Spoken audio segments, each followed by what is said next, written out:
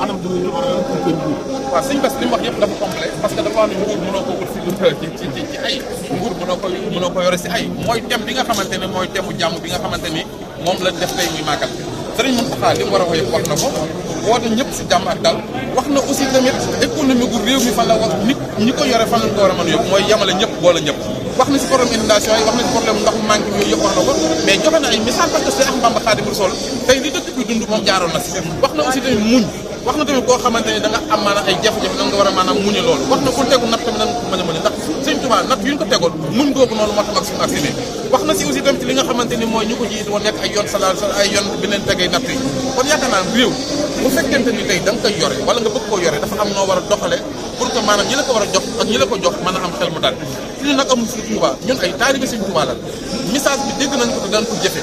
dëkk bi dafa am titre foncier muy sëriñ wax na problème inondation ñun ñu am projet 200 milliards pour Touba incha allah bu ñu yàlla joxe réew mi 2024 5 ans yu njëkk yi yëpp daanaka problème ndox mi ak problème ndox mi ñuy naan ak problème courant bi ndax ñett yooyu mooy problème ci dëkk bi te yaakaar naa nag bu fekkente ne bi daal jox nañ ko maanaam toll si fanweeri junni milliards depuis fukki at ak ñaar problème mu Touba mën ko réglé wu ci li nga xam ne moo jëm ci mbirum ndox mi naan ak assainissement bi yaakaar naa boobu si boobaa day doy waar moo tax nit ñi dañoo war a jox ñi nga xam ñoo xam dëkk bi dëkk si dëkk bi ñu am yéene si dëkk bi ñu jox leen pour ñu mën a développé am na loo xamante ne waxaan na ko si lu jëm ci àndandoo bu rafet muy kilifa diine yi ak corps diplomatique bi ndax tey boo ñëwee fi da nga xam ne at bi yëpp ñoo fi ñëw Serigne Touba moo woote ñëpp wusi te tey tamit mu toll si bis bi nga xamante ne mooy le 5 septembre tey bisu tey bii mooy bis bi nga xam ne moom la Serigne Touba dem julli woon ñaar rakka si biir gouvernance yaakaar naa ne kon màggal gi dafa daw me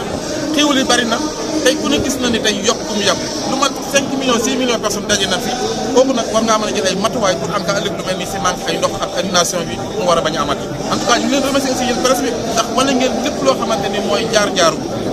si Ahmadou Bamba si jëf ju baax ak loo xamante ni tey ji mooy li mu doon wane ak njàngaleem ak fi koo xam war na fa deful siyaare wane ngeen ko moo tax sëriñ bi seen